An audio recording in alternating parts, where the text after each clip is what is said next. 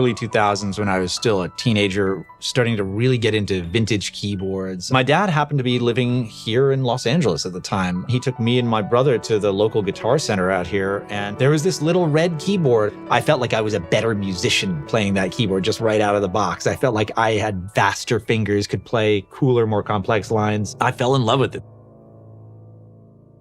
Hi, my name is Casey Harris. I'm the keyboardist from X Ambassadors, and I'm here with my friends at Guitar Center at Gold Digger Sound, and we're about to delve into this keyboard in front of me, the Nord Stage 4, that I am very excited to get into.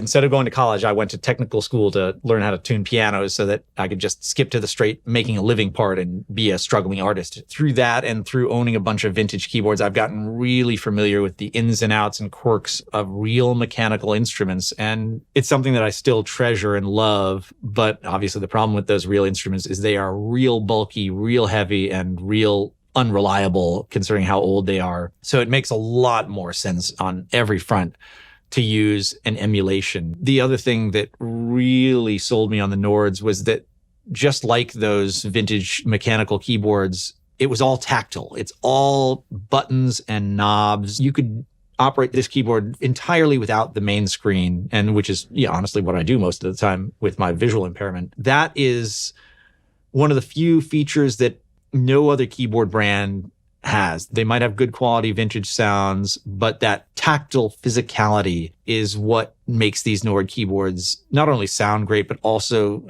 bring a little bit of that vintage keyboard experience. I've honestly now been using a Nord Stage 2 for the past 13 years on the road, and it's endured crazy, crazy weather conditions, being dropped, being crushed by other gear, and it still works, and it still sounds amazing. The sound quality of it and the sheer programmability of it was what kept me coming back. And now I'm lucky enough to have the Nord Stage 4, and it's really, really awesome. There's a lot of big differences, honestly, between this and the 2. A lot of more subtle differences, too. And it's really even the subtle differences are kind of the most game-changing ones. So I'm going to go through here a couple of the new features on this keyboard that I'm really loving, and just sort of go through my sound design process for making, live patches for the band and that sort of thing.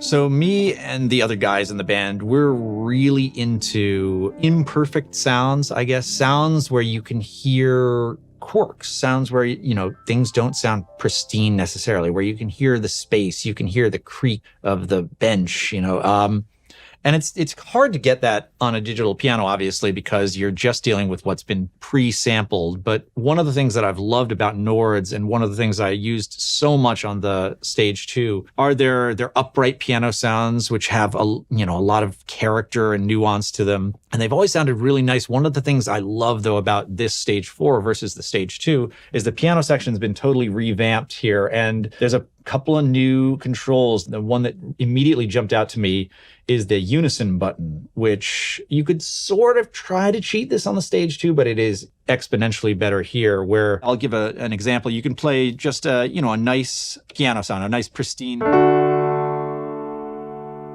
beautiful grand piano, sounds perfect, sounds flawless. And that's great, but for someone who likes a little bit of character, a little bit of a flaw, for lack of a better word, in the sound, there's this unison button where it's essentially adding doubles of the sound you've already got. But the effect, I'll turn it on full strength so you can really hear it, is... And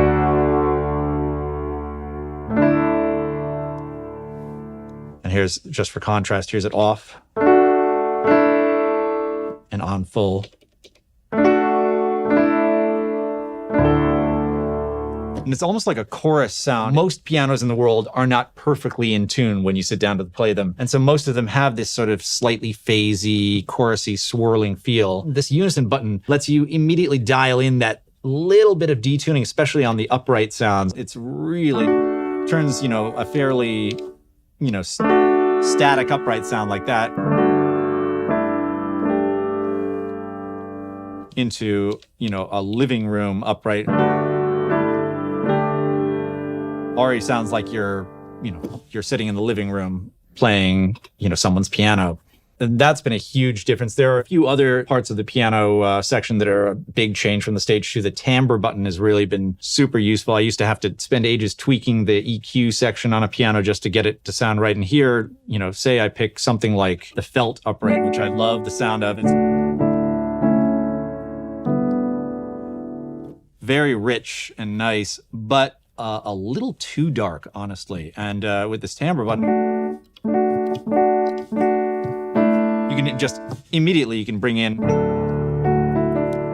a little more highs just with a few clicks. And that's been unbelievably helpful as far as, the speed of which I can craft tones and just get pianos that sound, a little quirky, a little odd, which is the way I like them.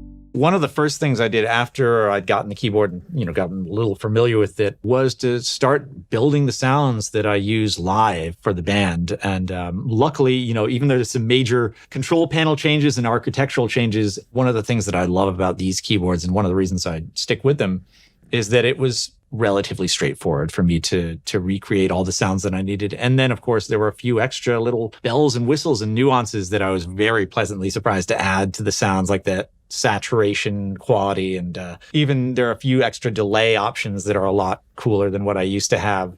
A lot of the times with these Nord products, I won't even bother with the presets because it's so easy just to build sounds from scratch using the controls. I'll bring up a blank new slot and work from there. They almost always start with just a regular old grand piano sound, which is beautiful sounding. This is the Grand Lady, I think, which is probably my favorite grand piano sound on the Nord. And then I'll just ask myself what the song needs. And for a song like Renegades, when we originally recorded it, it was mostly Rhodes that I was doing on there. So I'd switch over to, a Rhodes sound. That's a nice Rhodes sound there, but it's not as punchy and as bitey as the sound that I used originally. So and that's a little closer. I think that's the Rhodes 2. But again, not exactly the sound I'm going for. So a lot of the times on the Nord, I'll use pretty much exclusively, anytime I have an electric piano sound going, I'll also have the amp section turned on and set to, like, usually the twin reverb sounds really good on Rhodes sounds. And one of the biggest differences I've noticed between the Stage 2 and the Stage 4 sonically is the quality of the saturation on the amp sims is really nice. If I'm just to show you a quick example, like,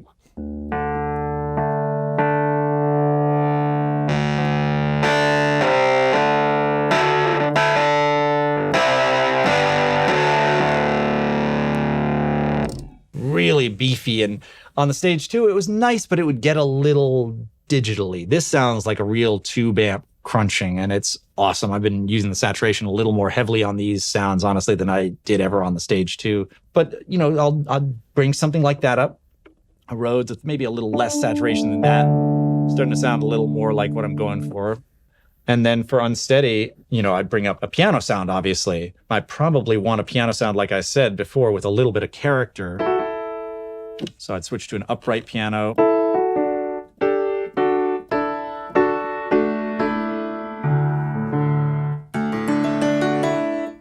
Find something quirky, but not too strange. I'm not quite ready to go honky tonk with unsteady yet. But yeah, put a little unison on there. Put the timbre on to soften it up a little bit. And then one thing that I've really come to love on this Stage 4 are the new reverbs, especially the new room reverb. And there it is, cranked all the way up.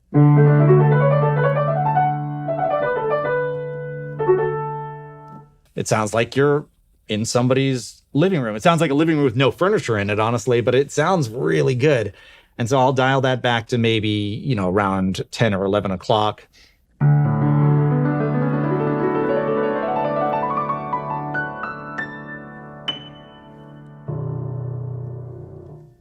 And it's a really realistic piano sound. All of a sudden I can, play unsteady without really changing how I originally played it, and it sounds brand new. One of the most crucial things about these Nord products, and one of the things I love so much, is that I can create these patches on my keyboard at home, spend hours painstakingly tweaking the tone, and then you can just create a backup of the entire keyboard. And then I come somewhere like here. This is not my keyboard, actually, but it has the exact same settings as my keyboard, and it is loaded up with all the same sounds, all the same presets, all the same piano samples as my keyboard at home. And that is unbelievably helpful as a touring musician when you sometimes have to fly to a gig and you can't bring your keyboard. It's really nice and really reassuring to know all I have to do is bring my computer and it's my exact keyboard from home, which is amazing.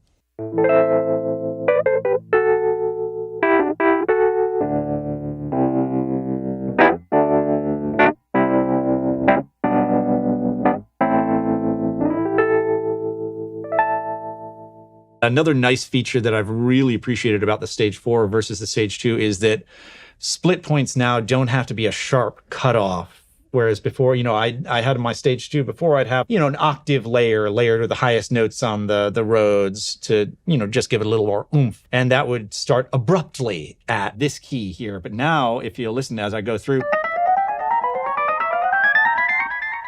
it adds that second layer in gradually as you go up towards the split point, which makes it so much more natural and seamless sounding. And then, of course, for things like where I have the bass split, you can keep it a sharp split if you need.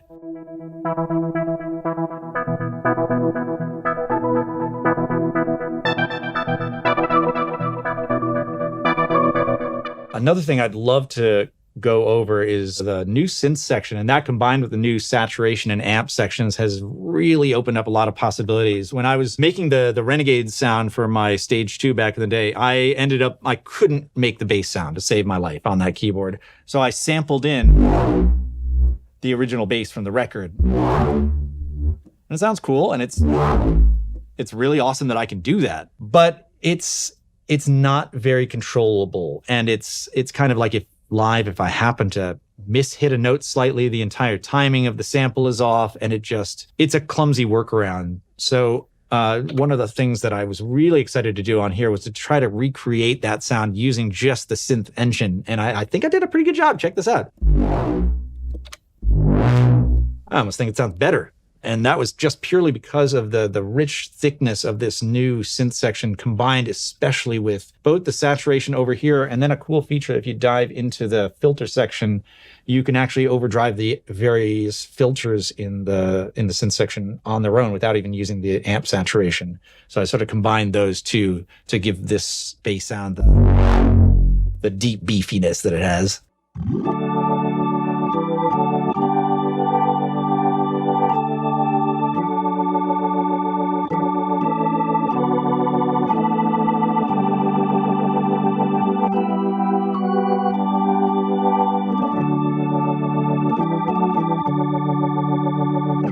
So one of the features on the Stage 4 that I haven't really had much chance to use with the band yet is the new organ section, which is really, really cool and really appealing to me. As a guy who used to play a lot of Hammond organ in the band, we just sort of drifted away from that a little bit. This new section, again, like the pianos that I was talking about earlier, the saturation is just light years ahead of what it used to be.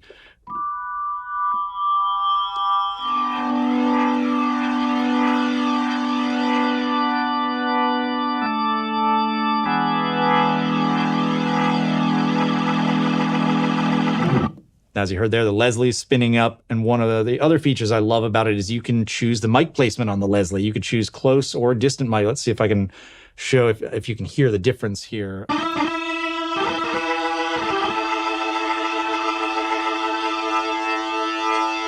That's distant mic. Here's with a close mic.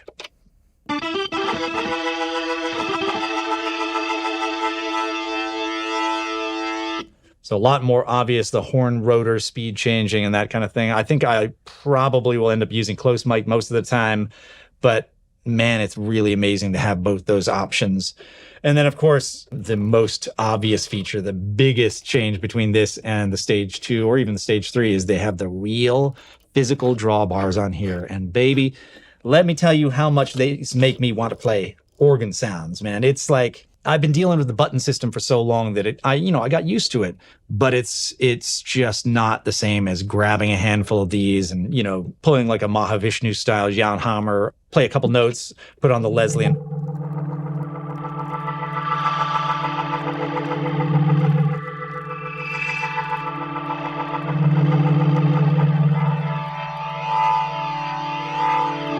really cool stuff you can do with physical drawbars that you just can't do with the buttons. It makes it inspiring to play, having another physical thing to tweak on the keyboard.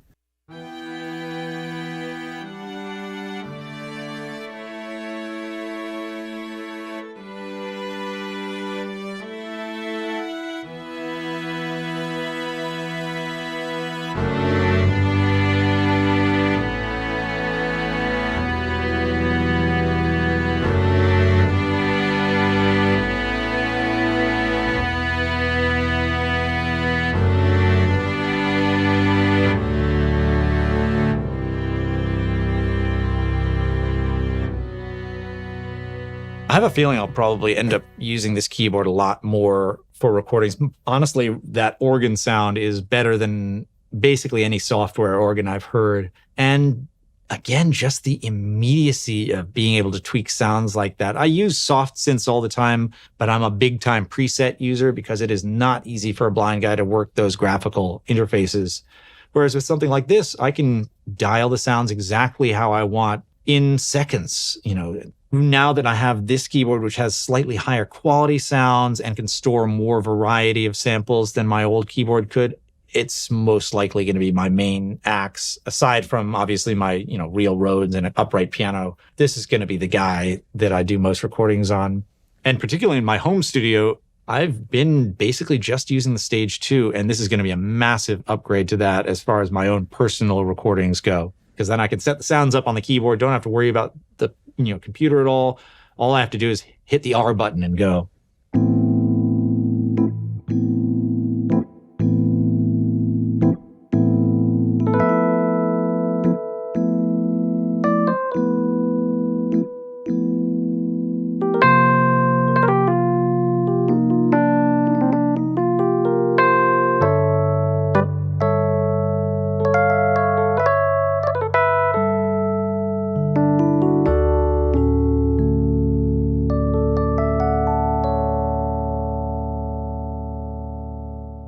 Honestly, it's been so fun and exciting discovering all the new features on this keyboard and just planning out how I'm going to use it in the live set and all of the various changes and quality of life improvements that it's bringing to me live. And sonically, honestly, it's really amazing. It's subtle, but the quality of sounds and the quality of modulations that are available has really convinced me that I'm going to stick with hardware. Between the reliability of these Nords, I've never had one malfunction on me, ever. It's always been other gear that's been breaking, but not the Nord. And then, man, they just sound really good. And then, of course, last but not least, it's so easy for me to program. When we're rehearsing for the next set or, the next tour, it tends to be pretty much we're all in the room working together and people are figuring out their parts and their sounds on the fly.